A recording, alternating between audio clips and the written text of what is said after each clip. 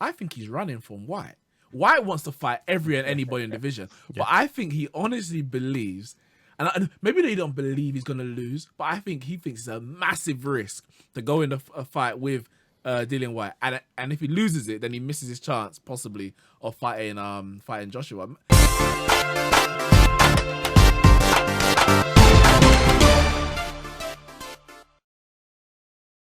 Yes, guys, we are back with the Neeks Sports Podcast, episode 5. We are talking about the big fight on the weekend. Deontay Wilder, the WBC champion, against Tyson Fury, the linear champion.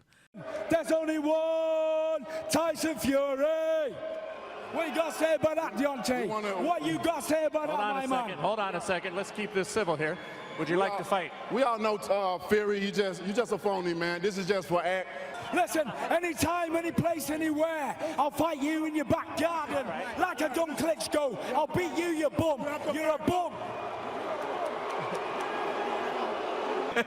You know, it's all. We already know this is just an act, baby. You're not a real fighter. This is an act. I don't play this. I don't play this. As you can see, baby, you should be an actor. But when we do step in this ring, this ain't wrestling. This ain't the WWE, baby. You do, because this could have been done a long time ago. You can run around like you a preacher and all that you want, but baby, I promise you, when you step in the ring, I will baptize you. I'm here again, obviously, with Kyle, and we have got Frankie B from Pep Talk UK. Yes. Pep Talk in the building. We are here. How you doing, bro? Bro, just maintaining, man. Just working as hard as you guys, trying to touch them M's, you know? Come on. It's a long way away, though. I need to ask you, when you heard this fight, the first time you heard, whether it was the potential of it or the actual announcement, when you heard Wilder Fury in 2018, what was your first thoughts? My first thoughts was excitement. You know what I mean? I feel like a lot of people felt a bit disheartened that Josh weren't going to fight Wilder.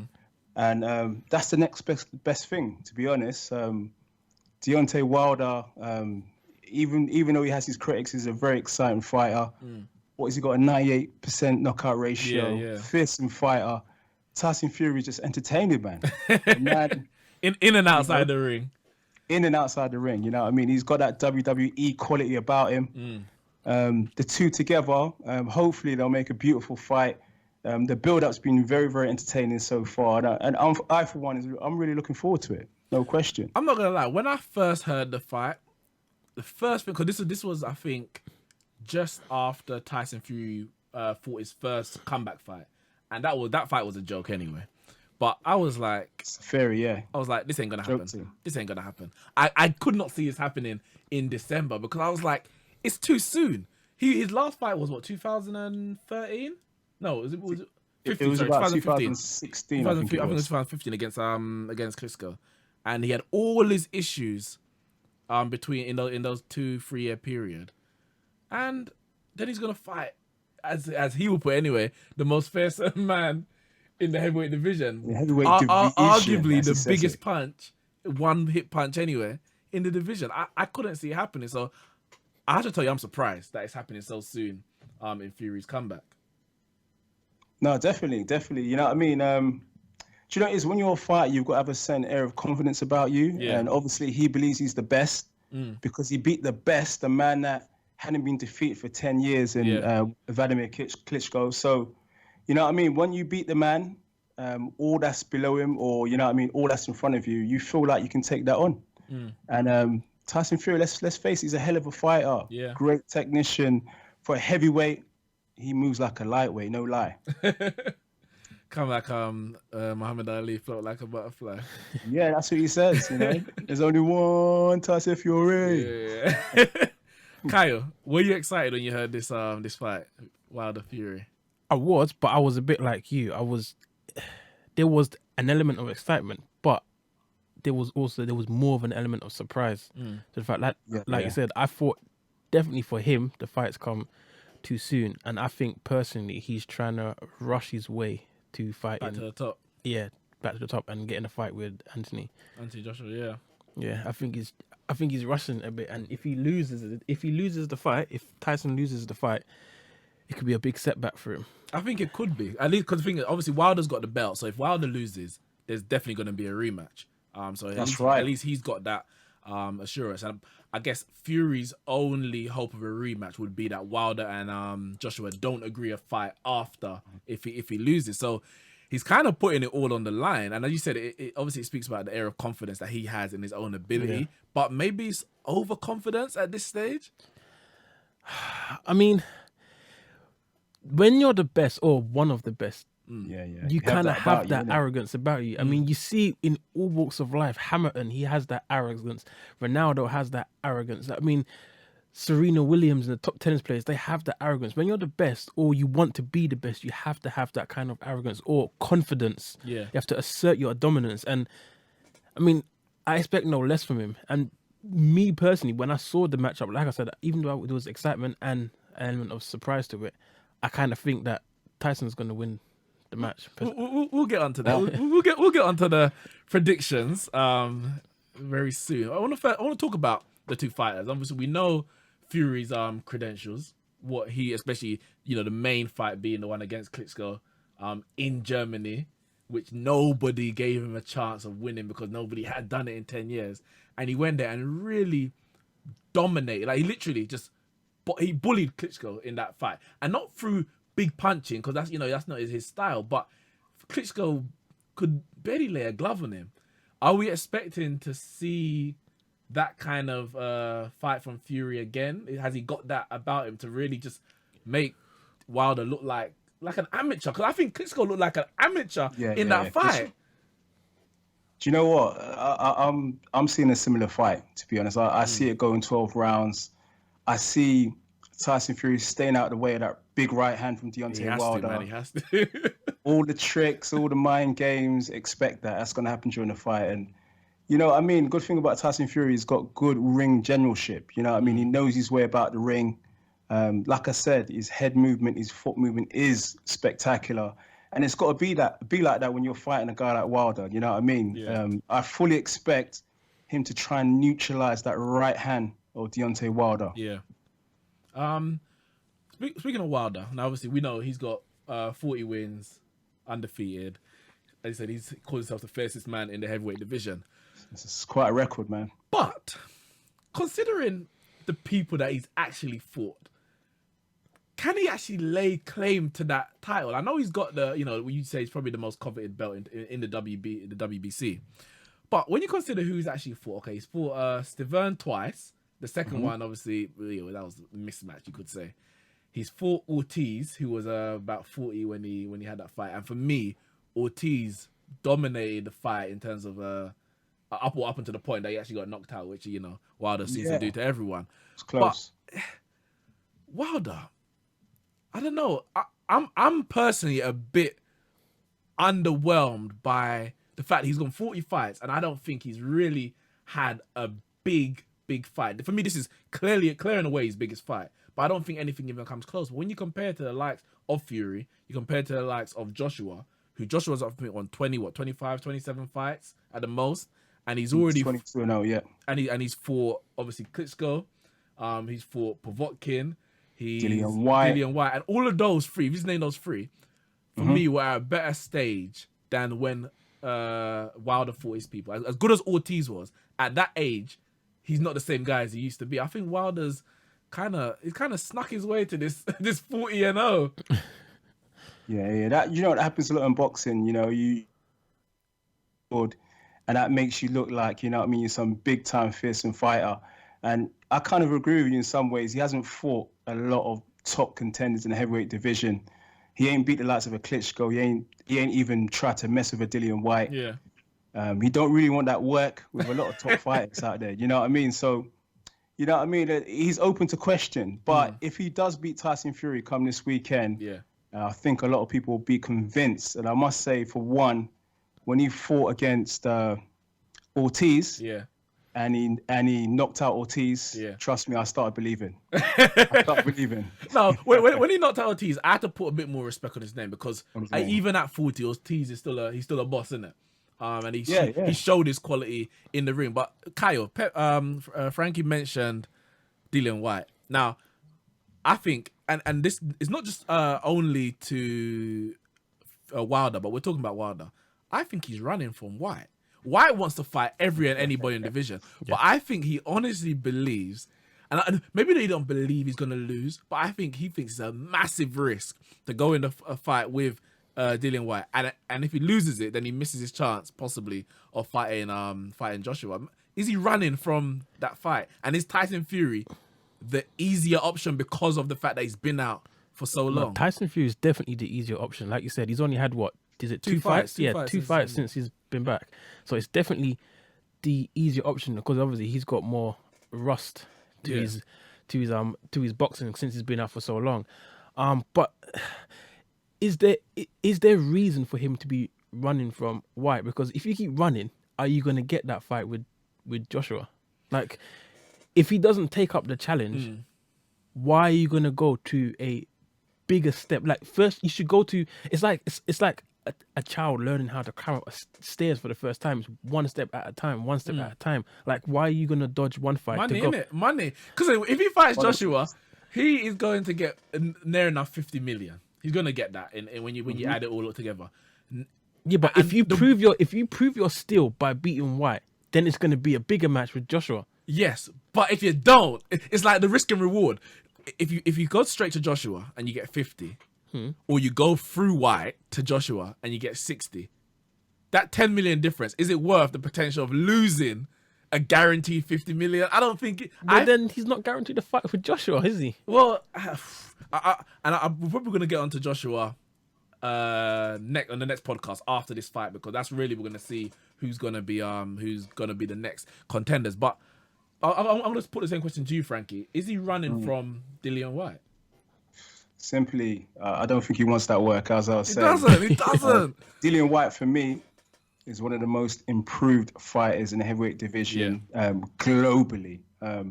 After he took that L to Anthony Joshua, he's been taking on all comers. I mean, he's looked at his diet, he's looked at the way that he's trained, he's done a full restructure. Yeah. You know, and he really has, he's been a real success story. You know what I mean? I mean, that win against Parker, I mean, Joshua couldn't knock down Joseph Parker. Dillian White done that. Do you know what I mean? And have a good victory against Chisora a couple of years ago. He's going to fight Chisora again. 22nd December. Yeah, he's a fearsome fighter. He's become a lot better. And I think a lot of people need to give him a bit more credit technically as well, because the way he doubles up the jab is superb, magnifique. Excuse my French. But also the way he actually whips in them body shots as well. I mean, technically, under the tutelage of Mark Tibbs, he's become a well-rounded fighter with a lot of heart. And it's going to take a lot to defeat that South London Brixton bad man. I want to talk about White for a second, because I think he's been harshly treated by the WBC. Because at every stage where the general public will say he is next in line, he is the contender for the belt, they just keep challenger. They keep putting these obstacles in his way. Now, apparently, is it Brazil? He's the number one challenger. Dominic Brazil, yeah. And I think White has to go through an eliminator to get that position.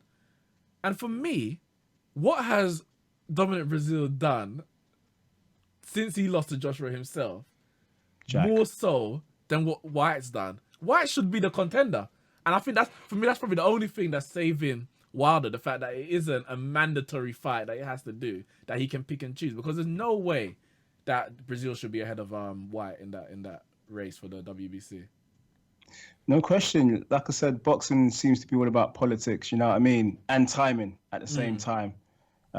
Probably they figured that Dominic Brazil will probably be an easy defense of his WBC title.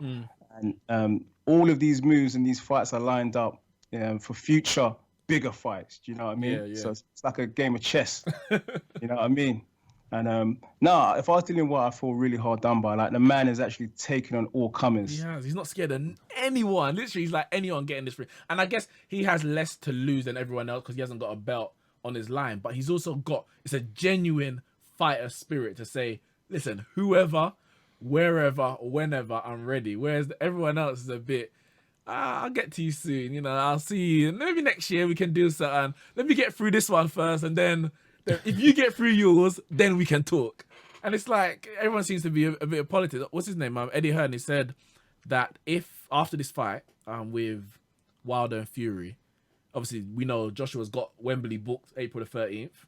Yes, my birthday. Yes. Your birthday, yeah. Yeah. We won't discuss ages, but it's my birthday on the 13th. You know, April. You're still young enough to get in the ring with AJ, maybe. Oh, boy. I've had the pleasure of meeting AJ a few times, and I don't like Kevin Hart compared to him. But Eddie Hearn said basically Wilder will be, if he beats Fury, he's going to be offered 2 fights with Anthony Joshua. One, obviously, April the 13th at Wembley, and the second, a rematch, being in the USA. Is that really what the heavyweight, Kayong, actually, is this really what the heavyweight division needs? This fight, because as big as a fight Wilder against Fury is, massive fight, no doubt. And I'm sure Joshua against Fury would also be massive. But is this the one that we need? Is this the Mayweather Pacquiao of the heavyweight division in a modern times?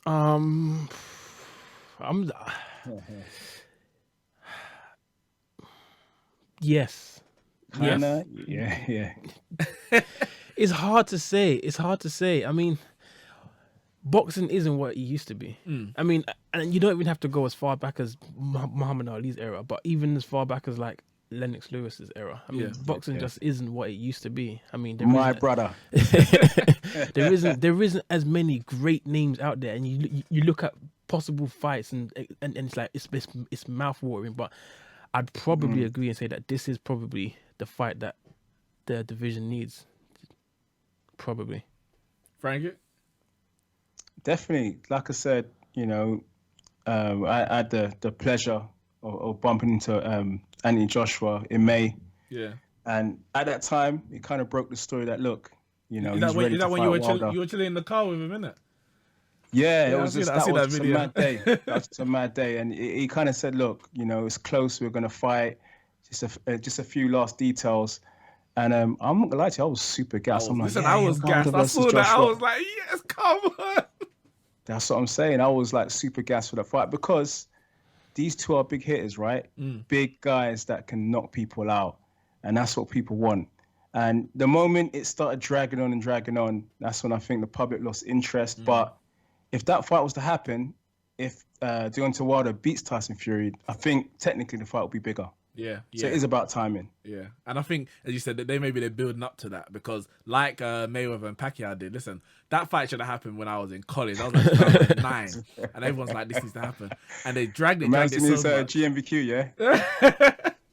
they dragged that so long. And when it actually happened, it was 5 million pay-per-view. Because the anticipation was there. I think for me, they probably pulled it a bit too long, a year or two, a bit too long. But everyone was ready for it because we were waiting for so long. And maybe, as you said, there's not as many big names now as there used to be. You could say there's 3 top, Fury, AJ, Wilder, and then you got the Whites and all that just behind. But, you know, it's the anticipation. And then when it actually happens, the money that they're going to get from it anyway and the hype around it is going to be absolutely massive. But we have to deal with the first fight on the cards Saturday. Sunday for us over here in England, but Saturday over in Las Vegas. Predictions for the fight, Kyle? Tyson Fury. Points, knockout? It's probably going to be by points. It will go the whole distance and he'll win by points. I think he's going to have his smarts about him. He's not going to go there and he's going to be like, you know what, he's a bigger guy. He's a heavier hitter. I'm going to try and knock him out. Yeah, I don't think he's going to do that. He's too smart for that. He's going to go in there and, like you said, he's going to try and nullify that right hand, that killer blow. Yeah. He's gonna bop and weave. He's gonna use the whole ring to his advantage, and he's just gonna go around picking up points. And I think it will be a points victory for Fury. Frankie? Do you know what? I'm going to be a bit controversial. I'm actually going to say it's going to be a draw. Right. With a second fight in mind. With the second fight in mind? With a rematch in mind. Because the way I look at it, I think Tyson Fury during the fight ain't going to take a lot of risk. You know what I mean? Like I said, he's fought some two-port opponents coming into this fight. He knows about the dangerous right hand of Deontay Wilder. And generally, Tyson Fury is not really a hard hitter himself. You know what I mean? He's a technician. So I see him neutralizing Wilder for 12 rounds. But I think it's going to be a very ugly fight where there's not going to be too much clean work. Yeah. And it might peter out into a very disappointing draw with everyone calling for a rematch. Yeah. I can see that. It's just like the whole business element to it will probably make, you know what I mean, make that happen. I'm gonna, I guess, go on the other side. From the moment it was called, I said Wilder. I think he's ready. He's ready for this. I don't know personally if Fury is ready for this. I know in his mind he might think he is, but getting in the ring itself and doing it is a complete different matter. And I think Fury will you know, do very much like Ortiz did. So I think he'll probably be leading 7, 8 rounds if he goes that far. But all it takes, and Wilder knows, and Fury probably knows as well, all it takes is that one right hand. And I think he's going to catch him. And I think it's going to be over. I'm going to say 9th round knockout Deontay Wilder. But I would love to see a rematch. As much as I want to see the AJ Wilder, if the fight lives up to the expectation, the hype surrounding it, then I would love to see a rematch. But I'm going to go with Wilder, defend his WBC. Wow. It's a Merry Christmas for him. But I'm going to thanks Frankie for joining us today on this podcast. We're going to make sure we get you in the studio next week, yeah? Hopefully. We'll get you on anyway, there, and we can talk there. about this fight, and we can talk about obviously the build up to the Dillian White Chisora, because that's a massive night. It's Hearn against Frank Warren. Both of them got fights on the same night, isn't it? On the 22nd. Yeah, that's right. Frampton's playing or fighting. Sorry, so they're going head to head. That's right. On that night. So it's a massive month for boxing actually coming up. Big month. It's a big month. But yeah, thank you very much for joining us. Make sure you check out Pep Talk. The link for their YouTube and their podcast will be in the description below. Thank you again for joining me, Kyle, our resident guest. And big up. And thank you lot for listening and watching the Neeks Sports podcast. Make sure you check out all our other videos. It's going to be a hectic month for sport. And we will see you next time on episode 6.